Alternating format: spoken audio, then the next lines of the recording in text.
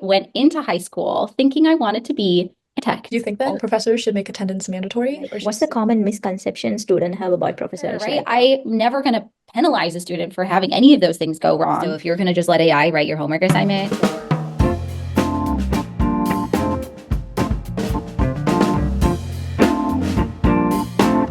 Welcome to the very first episode of Faculty Files. I'm Adia, I'm Fatima. and we are so excited to kick off this podcast where we go beyond the classroom to get to know our teachers on a more personal and candid level. Today we have our fantastic guest, Professor Daemicke, here today. She is a biology professor at UIC, and in this episode we will be learning more about her journey into becoming a professor and being such an incredible one at that. And there will be a fun little rapid fire section towards the end, so stay tuned for that. So let's get started with the introduction. Hi, Professor Daemicke. How are you doing today? I'm doing great. I am honored to be the first featured on this awesome podcast. I think it's a great opportunity for students to hear about faculty in their own department and other departments, and I think hopefully help people see that we're just people too. So I think it's a great idea. We are so much grateful to have you in this episode. And how has been the semester for you so far? Pretty good. This is a busy time for all of us, right? I'm looking forward to spring break just as much as you guys are. Yeah, that's true. So how did you get into the academia? Was this like always the plan for you? Have there been like any surprises or pivotal moments in your career? So I'll backtrack a little bit, all the way to high school. So I went into high school thinking I wanted to be an architect. Cool. So yeah, very different. And when I was in grade school, like I thought maybe something dealing with the body, but maybe animals like vet. I thought for a little bit teaching, but I thought preschool or kindergarten. But entered high school, architect. And then I switched gears because I really loved my chemistry instructor in high school. I took AP chemistry with him. So I went to undergrad as a biochemistry major on the pre-pharmacy track. And in my first semester of chemistry, I very quickly learned that I didn't like chemistry as much as I did. And it was mainly due to the teacher than the subject. No offense to chemistry. Chemistry's great. I respect it. Just not, something that I learned was best for me to pursue. So I had a 18, 19-year-old midlife, quarter life crisis, and was like, what do with my life? Like I'm like, the time is ticking. Meanwhile, this is my freshman year, so in hindsight, it's kind of silly and to think that I was that stressed out about it. But in the moment, it was stressful. And I knew I loved helping people. I grew more and more interested about the body. So I did a search of like some of my attributes and what I should do with my life. And I settled on becoming a occupational therapist and pursuing a pre-OT route with a psychology major. So that is what I did for the remaining 3 years of my undergrad. And as a consequence of being on the pre-OT route, I needed to take anatomy and physiology. And I, in doing so, fell in love with the subject and not only learning about it. Like I remember I took anatomy and physiology 1 in the fall and then anatomy and physiology 2 in the spring. And during my spring break, I was so nerding out and just missed learning about the body so much that I just read the textbook in my free time. So again, fell in love with the subject, but also really enjoy teaching my peers about the subject and helping them study. And my instructor noted that, and she asked me to be her undergraduate TA. And that completely changed my life in hindsight. I continued to do that for, I guess, a couple of years and still planning to be an occupational therapist, got into programs, officially decided to go to Rush University for OT school. And within 2 months of the program, I started feeling, and even honestly, talked about this with my husband, even before then, when I was shadowing OTs, I would ask them more about, so what are your teaching opportunities and how much do you actually use your understanding of the human body in your everyday practice? Which should have been a little bit of red flags, but as you might imagine, I was already like, I had all the prerequisites. I was interviewing at these schools. Like I didn't want to think about changing my mind yet. It made me very nervous. So I kind of suppressed those feelings. So I get into OT school. I start in the program, and it was just so apparent and really made me honestly a little depressed. I felt like I had made the wrong choice. I volunteered my time in the school's anatomy department to help them prepare cadavers for the medical students. I volunteered my time just to get some anatomy content in my everyday life. And so after a couple more months, my boyfriend at the time, who is my husband today, said, you know what? You should just quit the program. And I was like, oh, quit the program? What? I don't quit. I spent all this time and this money and like, how can I quit now? And he helped me see that you are going to do your profession for nearly double the amount of time you have been on this earth when you're in college, right? You're going to work for like 40 years. So it's best to choose the thing that makes you happiest, even if you have to backtrack. And so I gave it a year. I said, let me just give it a year and see if I change my mind. And after that year, I still felt the same way. And so I stopped the program. It was hard. But in hindsight, some people ask, do I regret that year? And I certainly don't, because a lot of my students apply to health professions. I worked as an OT student. I saw neurosurgeries. I worked with pre-med students, pre-PA students, PT students. So I worked in a hospital setting. So I think it really helps me have a little bit of a glimpse of what that's like for my future students. But after I changed my trajectory, I went to graduate school at NIU for anatomical sciences. So it's a pretty cool program. They not only teach you about the human body, but also how to best teach it to other people. So there's a little bit of a pedagogy aspect integrated into the curriculum. So it's not only science classes, but you have teaching classes as well. So I graduated from that program in 2019 and started at UIC in the kinesiology department in their anatomy and physiology courses. And then spring 2020, not that anyone remembers that time, but I actually, an opening I became aware of an opening in the bio department and was very lucky to just slide right on by. And so my first 2.5, 3 years in the department were completely online, but I'm very happy now they're back in person. So my apologies for a long-winded answer, but that is my story. Thanks for sharing your story. It was such an inspiring. What was the one thing that you wish you knew before you becoming a professor? This is the question I was like looking forward to. Yeah. Oh gosh, I can't give a bad answer then. There's no such thing as a bad answer. I wish I knew how much effort my instructors put into what they make for students, because I hope I conveyed respect to my instructors as a student myself. But now on the flip side, in order to make really good materials and teaching tools, like a lot of my students want to be doctors one day. And so I really want to provide them with questions and exercises and in-class drawings that will help them, transfer those skills to medical school and ultimately support them as a great doctor. And that takes a lot of time. And I never knew that as a student. I was just like, probably just spend maybe half an hour writing this exam, not 3 hours, right? With all the editing. Another thing I wish I knew as a younger undergrad, I may have started learning this a little bit later and in graduate school, is how beneficial it is to get to know your instructor. When I started doing that in graduate school, I learned so much, not only about how to be a better student, but just how to be a better person and a bigger picture on life, just from the wisdom of people who are older than me.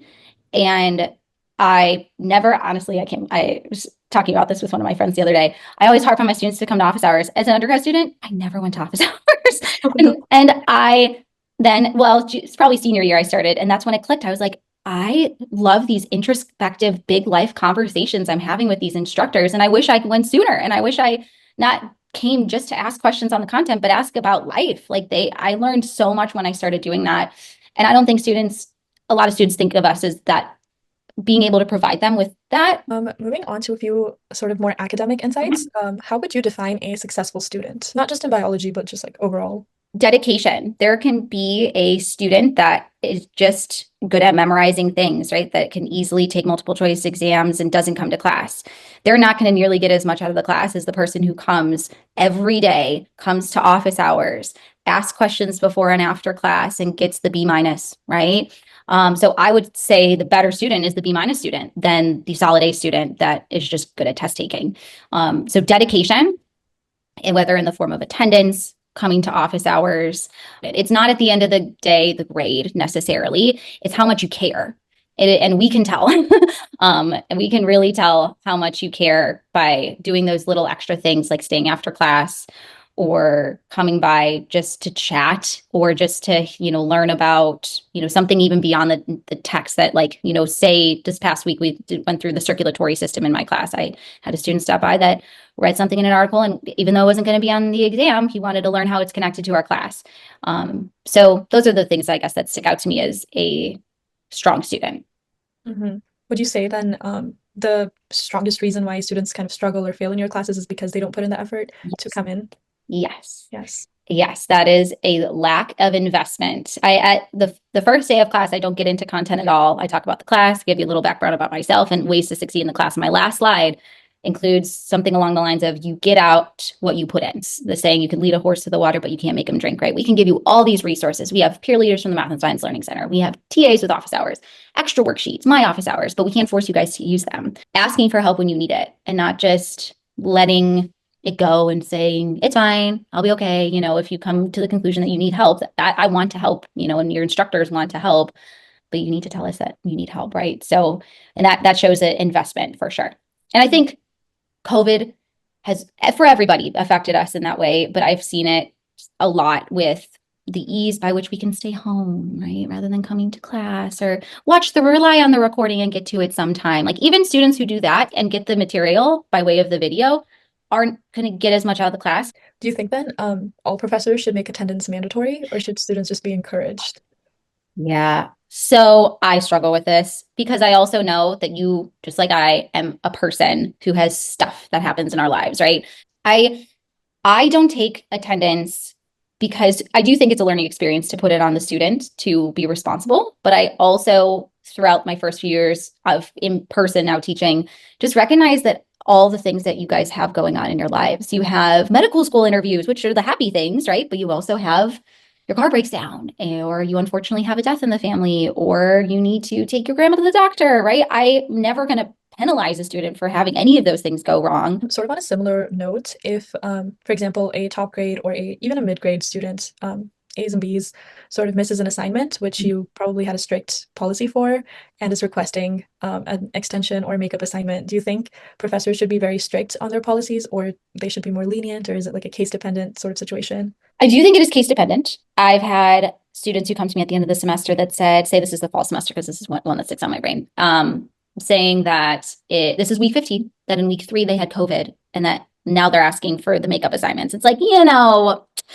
really, like that is why right now I'm like, I need to know in the moment, ideally, or within a week, so I can we don't want to fall behind.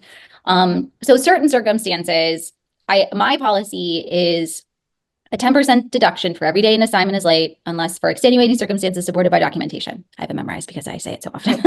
If they give me proper documentation and we're in communication, that is key. I'm willing to give them however much time they need.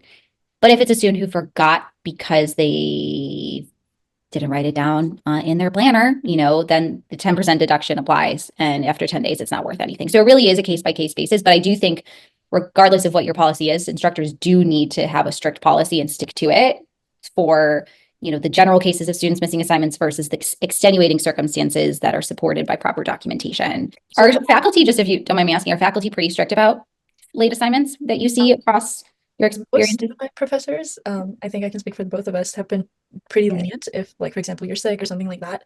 But we had a specific professor who was extremely strict. And it's not this being strict part, which is the bad thing. It's just the class itself was a little disorganized and the gradebook wasn't updated and it was the end of semester. It just got really messy. And I think in those circumstances, professors definitely should be a little more understanding. I get it. Sorry I had to deal with that. Yeah. On to the last question in this category. What do you think is the biggest challenge? I think you touched upon this with COVID, but the biggest challenge that students face today compared to, for example, a previous generation or what you faced? I think technology, the advances that you guys have that even I didn't have in undergrad or graduate school are notable. The other is obviously COVID. So I think from what I have heard from students, I think high schools responded in a way that was made things very lax. And obviously it was a very challenging time, but I heard things like there were no deadlines. You just get in your assignments when you get them in. And like, just this, like, you don't have to come to class or you don't have to turn on your camera, like just complete, like how students can completely unplug and they're total, like, I'll get to it when I get to it. Online classes, I really, truly believe you don't learn as much. That's why I avoided them when I was a student. And so those are preparatory for college, right? Like it's a training to get you ready for the big game for undergrad, right? And if we didn't have a solid foundational preparation, it makes that step harder. And so I'm very interested to see how long it takes for us all to kind of get back on our feet. Unfortunately, our department right now is seeing higher instances of cheating than we have in the past. And I hope, especially for the individuals who are hoping to go to medical school, dental school, PA school, who I know a lot of students in the bio department do, we really got to get back in the pre-COVID state of mind. It's out there, right? There's nothing stopping you from using it. But again, you get out what you put in. So if you're going to just let AI write your homework assignment or your paper for whatever other class, like the reason why we assign things is to teach you something for, in efforts to prepare you for your next step. And if you're not going to take that seriously, your next step is going to be harder. I think in last year when I took your class, there was I don't think it's the group who decides to cheat. I think it's usually like one person who just does all of copy pasting, and then somebody else has to like either go in and fix it, or if somebody else doesn't realize, then the whole group is penalized for it. Which that is no one likes a group project. No one really. But I do assign one because life is about working in groups, and you don't always like the person in your group, but that's a skill, is working with personalities, the ones you like, the ones that don't mesh with your personality. Let's move let's talk about some behind the lectern. I think you already talk about this. Like, what's the common misconception students have about professors? Like, for example, you said students think that professors take like 30 minutes to do an exam, but editing like 3 hours. So, like, what was the common misconceptions? That's probably the main one that comes to mind, is the amount of time it takes to make the things that we use to help you guys learn, and how the things we do in class aren't just because we feel like it, but it's been a very thoughtful process of like, how can we help students better understand this very technical, for my class, physiological mechanism that we're mean. No, no. But as I never thought I'd have to teach photosynthesis, honestly. Like, as a human anatomical science person, I'm an anatomist and physiologist, right? Not for plants. So when I was set in charge of this class, I felt like I had to learn this like the students were learning it, because the last time I had learned it was under my 100 level biology class. And so I think students sometimes think that because you're in the biology department, you like all areas of biology too. And so sometimes students ask questions and I have to say, I don't know, because I am not a plant physiologist. I'm not a geneticist. But I feel much more comfortable when students in that class ask me questions when we get to organ system. So not, just because your instructor is in a biology or chemistry or physics department doesn't mean we like all areas of that discipline, if that makes sense, or we're all very up to date on our understanding of that area. We're specialized, I guess. Something I say at the beginning of the semester, and it really bothered me in my early couple of years, is I started seeing students post my materials on like Chegg and Course Hero, and it honestly made me cry. Like, I remember, my husband coming home and me being like, I spend so much time on that assignment, and the moment someone posts it, I can never use it again. And not to say I use the same, I'm so sorry, I use the same assignments semester in and semester out. I change it just like any, other instructor would be changing their assignments, but some elements might be similar. And, I don't understand, I guess, why students think that that's a good move to like post someone, because it isn't helping them. And also, what if it's the wrong answer, right? Like, what if they had something wrong with their answer and they're shooting it out to the world? So that really bothered me, and it still bothers me. Yeah, I think that's the best word to say. Also, can you share a memorable experience with like a particular student that had a significant impact on you? Yeah. The student that comes to mind was a student in my first semester at UIC, and he was the only student, he and one other, but he every single week came to my office hours. And that was my first exposure to office hours, my first semester teaching. And that was this experience where we'd start by asking questions about the content, but it would very quickly turn into his culture, like learning about his culture, or food that we both like, and restaurants we should try, and music, and cool activities going on in the city. And it really opened my eyes to, as a teacher, how much I can learn from you guys, and about you guys.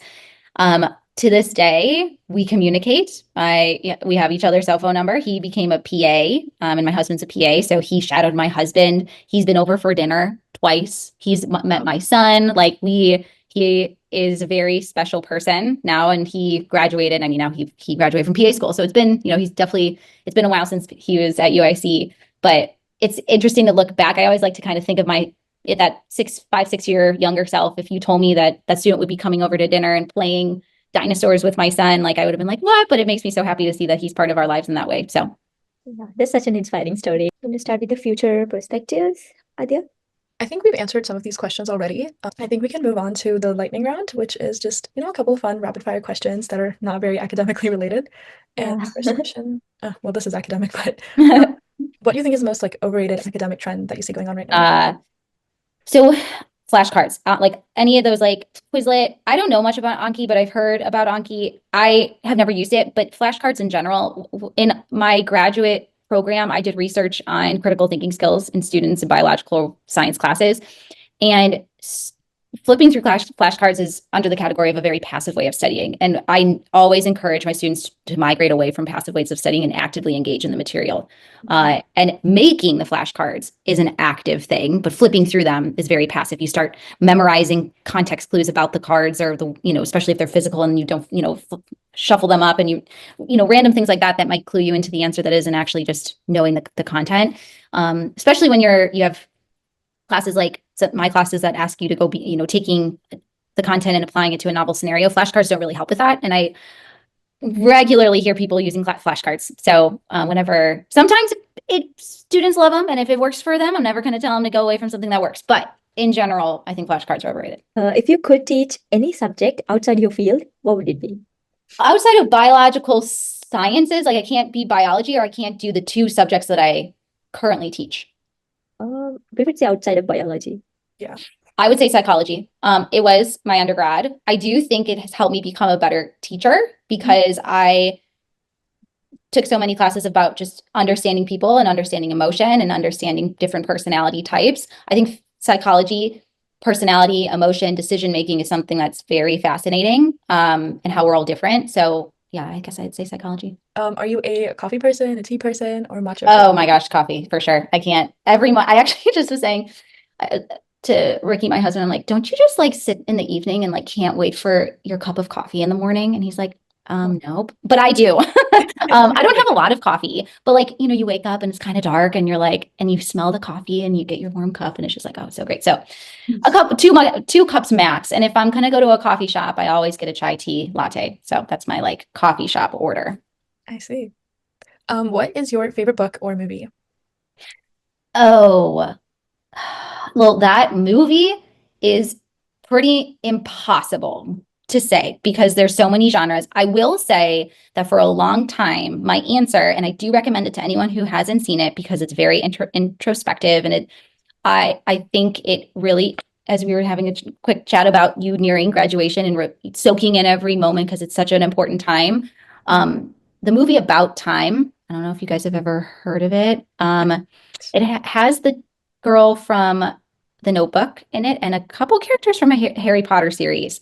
Very good, will make you cry, but it's very thought-provoking about our time on Earth and how our relationship with others. I have other favorite movies, but that is one that sticks out as being a movie that not a lot of people know about, and I would highly recommend. I also am a Harry Potter fan, and I'm about to start book number 5, and I've read them before. So maybe if I'd say favorite book series, I'd say Harry Potter. What's your favorite book in the series? Oh, okay. Well, the books are just so good. The movies are amazing, but when you go back and read the book, you're like, holy cow, like they miss so much, and this like this important aspect of this book is omitted from the movie, and it makes this book so much better than the movie. I would honestly say 3 or 4, which 3 is like my least favorite movie, but it might be my favorite book. So I would say 3 is definitely my favorite book. Really? All right. Yeah. It's really good. It's a really good. Maybe it's because they may have omitted a couple of major things, and so there's just this stark difference between like the book including all that the great captivating content, and then it missing a little bit from the movie. All movies are great, but the third one, maybe it's the first one that also becomes a little dark. Remember, right? They're not wearing their robes as much, and everyone looks a little older, and they're wearing street clothes, and it's just more dark and depressing. So, last question: one word that describe your teaching style, in your opinion. I hope I feel very passionate about teaching, and I feel very passionate about making my students excited about the content. So I either would say enthusiastic or passionate. Okay. I would agree with that. Oh, thank you.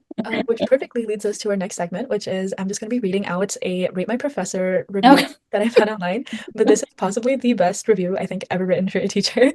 And Mhm. I'm not sure who this is because it's anonymous, but it says, "She is the best. I absolutely love her. I would take all of her classes if I could go back to undergrad. She's an amazing teacher, actually cares about her students, and makes her lectures so much fun." Aw. I hope Well, that thank you for sharing that with me. I like all of us kind of steer away from scrolling through things like that because you never know what you're going to find. But I appreciate you taking out something that is sweet and kind and can consider it. It made my day. I think you should be scrolling through yours because I could not find a single negative one. They were all so great. Exactly. Well, Just thank like you. all 5 stars. I feel very lucky to have such great students. So, Yes. So wrapping up our podcast, I'm gonna ask one closing question. So what's the one piece of non-academic advice you'd give to students? I say this on the first day of classes. When I often describe undergrad, or if I could describe undergrad and how I view it now being out of it a few years, is it's a little snow globe. Not to say there aren't the stresses, but it is a period of time in your life that is so incredibly unique. Like, when are you going to be able to wake up and walk, a few blocks because your apartment's close to campus, to have a class with your best friend, and then decide to go get coffee with them, and then go to the library, and then you have another class, and then you get to go to a club with other best friends, and then go out to dinner, go back to your dorm where you live with your friends, and it's just like this, such a special and unique way of living that you will never have again. Even if like you do a career change at later in life, it won't be the same because you have other responsibilities. You might have a family, that you won't be able to take advantage of it as much.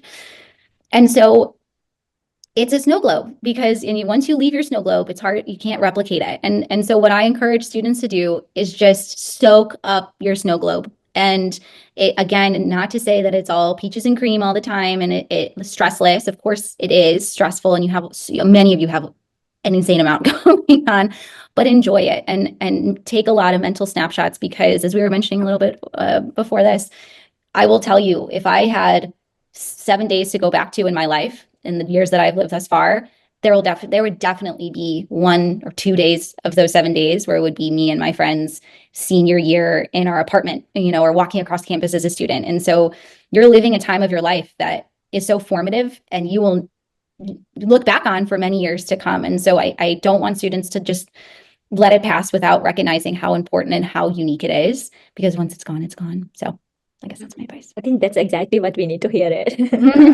Absolutely.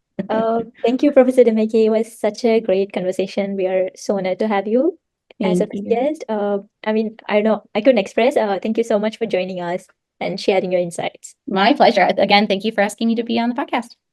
And to our listeners, if you guys enjoyed listening to this episode, definitely take Professor Daemicke's class. I've taken 343, and that was one of my favorite classes in my undergrad career.